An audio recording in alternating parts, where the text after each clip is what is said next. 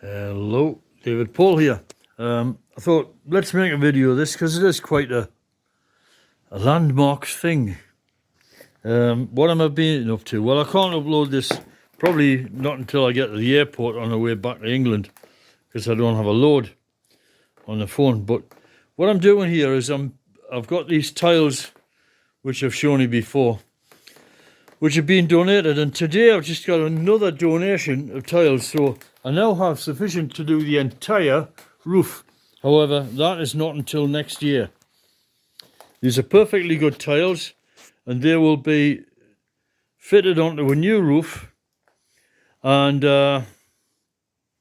what I'll do is I'll set the spacing such that if I had to buy new tiles, and I'm pretty positive that the spacing is exactly the same on the hanging lats there, so that if I ever needed to change them, I can just clip them off. These are like Lego, these things. They're really easy peasy work. Okay, well, since my last video, I've had a really big clear out here, and this area, it's a bit sunny, so don't know if you can see that. Let's try and get out the sun. Big clear out, and this area is pretty much clear and a bit more socially acceptable. I've got a stove here. I've got this continuous pile of things. I didn't fall over, but I fell against these and I pushed these, so I need to push them back into line. So what I'm doing at the minute, I'm constructing this thing. There's a big old barn door here, which is going to be a base for a bed. I will put my tent there at the minute and sleep in there when I get into this house. I'm really looking forward to the possibility of just actually living inside this house, even if it's a small portion of it.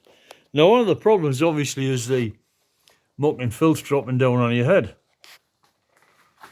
So the solution is put a ceiling in. So I've got this old barn door. That'll do for a start, and I'm lifting it up there. Now, the thing weighs a ton. How am I ever going to lift that up? I just couldn't do it on my own. So what I did is I'm quite pleased with myself the way I did this. But I used that strap as I've indicated previously. I tied it round the beam here with this rope at the bottom. And then I used the strap to start pulling it up, then tightening the rope, and then pulling it up a bit more, and then loosening the strap, and then wind it back, and then going a bit more. So each time you're moving up about, I don't know, 9 inches maybe.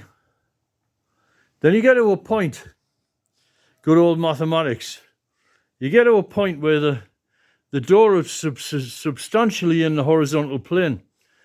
And it's offering the least amount of weight that you can get on you is on you at that point, i.e. half the weight of the door. So the door suddenly only weighs half as much as it did. So all you have to do is lift it up the rest of the way and slide the tip over there and then start to walk it. So you wiggle, waggle, wiggle, waggle, wiggle, waggle. You wiggle it across and you wiggle it across, and it's now sitting on these two beams. Okay, so there it sits on the two beams. They take off all the ropes, and it'll sit there till hell freezes over. That's not exactly ideal, but it's quite safe where it is. If I try and work that across so it comes to this side, it'll cross this big void area here, and what will happen is it'll come tumbling down and probably do me a mischief in the process. So that's not the way to do it.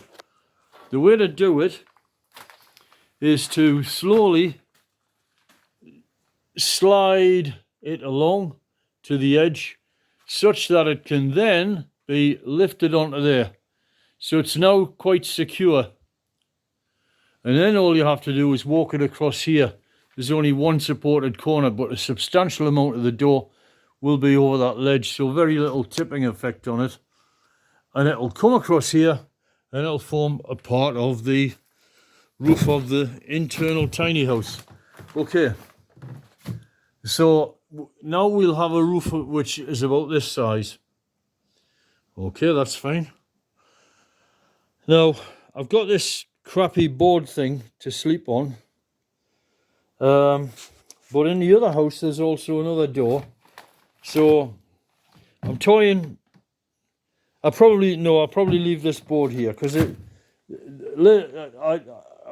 as much as this is a great achievement getting this thing up here, it was a beast. However, there's another door up in the other house where I'm getting all these tiles from, and that's rubbish, and that's just a light internal door. So I'll put that on here as well. So basically, with the width of the light internal door about here, and this big fat one here, means I will then have roofed this thing in to about this size. Then if you go across on the other side, there are numerous boards which I bought last year, which I can also utilise. And there's an awful lot of scrap wood up at the other house, which I can use to do in the remainder of this part here. And then the minute that's done, I can then, at the top part here, I can then get my other polyethylene sheet, take it up there, put some weights on it, like probably just tiles. It's only a polyethylene sheet, don't go crazy. And then drape that down, so it drapes down and it comes over this beam. I could have taken it to this wooden beam here, but I want to take it to this beam because there's no necessity for it to be this wide. Okay, so now we have a roofed in sort of tiny house thing, and the question is now, I guess, is how big. I toyed with the idea of, because this guy's going to bring the next lot of tiles, he's going to bring them to me and he's going to stack them. So I toyed with the idea of stacking them at the back. Problem with that is that I don't know, I'm creating another wall there where I've got to make another wall for this tiny house. These walls already exist, so all I need is one wall across there.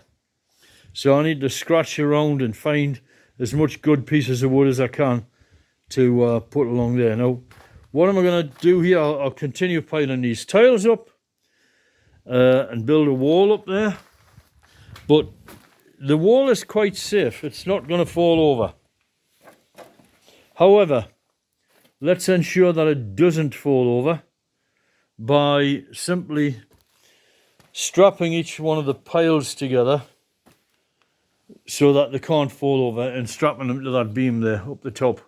If that, either I do that, or God willing, what happens is somebody pops along and says, hey, I've got some wood, would you like that? And in which case I go and put the wood here, which forms a barrier for this. The reason these are here is because, well, they make a convenient wall, and it's all I had at the minute. And you got to stack them somewhere, so why not stack them there? So fine, I do that. But, you know, things keep changing day by day because people keep doing things which change matters, like him offering me a lot more tiles.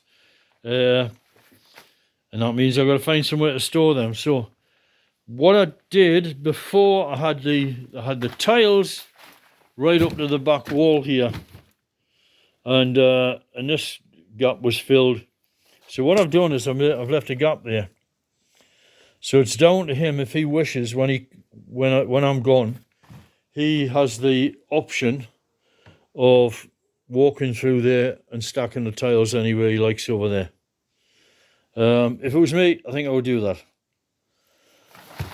And that's it. And so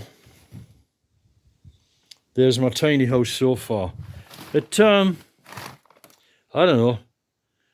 It feels like, as the expression goes, we have closure, you know. Well, it feels in a sense like a bit of closure. Now, as I've previously stated, there's one of these holes. I don't know what these are for. I think they probably put posts in them or something. I don't know.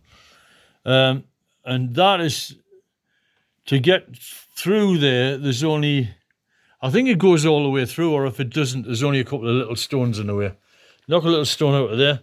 Put my camp stove here, straight through the wall, out. Glue it all up with mud. Just put mud in there. Don't cement it in properly because it's a temporary measure. Light the stove. Smoke goes out the side.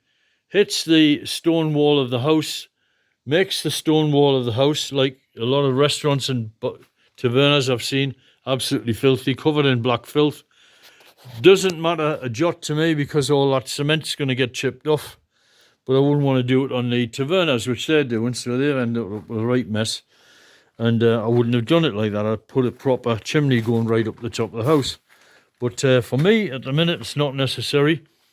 And then later on, I'll use that stove, I don't know, for a workshop or a cabin or something like that.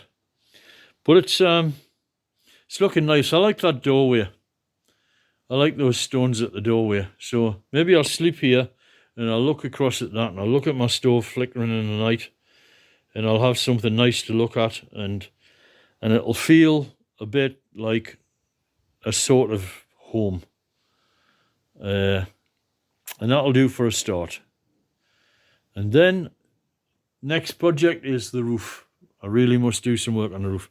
He has promised not to throw the tiles out if I don't get them all. He's going to keep them for me. So I will simply pick them up at my leisure because it is becoming the work of this is immense, you know, trolleying them back and forwards.